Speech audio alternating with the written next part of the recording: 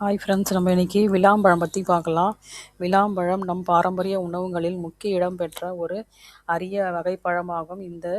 இது கடினமான ஓடு கொண்ட பழம். இந்த பழத்தின் உள்ளே சத்துக்கள் நிறைந்த பகுதி உள்ளே உள்ளது. விளாம்பழத்தில் செரிமானத்திற்கு மிகவும் நல்லது.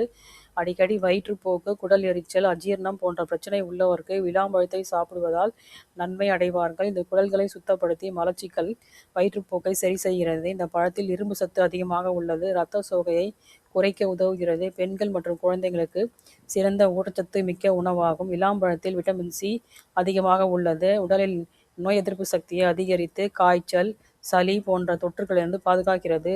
சர்க்கரை நோயாளிகள் அளவோடு எடுத்துக்கொண்டால் நல்லது. இரத்த சர்க்கரை அளவை சமநிலைப்படுத்த உதவுகிறது. உடல் சூட்டை குறைத்து குடலை குளிர்ச்சியாக வைத்திருக்கிறது. விளாம்பழத்தை ஜூஸ், சர்பத் அல்லது நேரடியாகவும் சாப்பிடலாம்.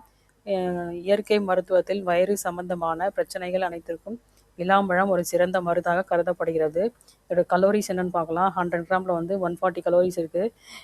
வாட்டர் 64 கிராம் இருக்குது. காப்ஸ் 31 கிராம் இருக்குது. சுகர் 18 கிராம் இருக்குது. ஃபைபர் 5 கிராம் இருக்குது. ப்ரோட்டீன் 7 கிராம் இருக்குது. ஃபேட் 0.5 கிராம் இருக்குது. கால்சியம் 130 மில்லிகிராம் இருக்குது.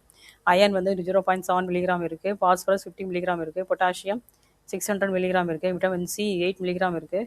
விட்டமின் பி1 0.13 மில்லிகிராம் இருக்குது. விட்டமின் பி2 0.05 மில்லிகிராம் இருக்குது. நாம் இந்த பழத்தை உண்டு ஆரோக்கியமாக வாழ்வோம். தேங்க்யூ.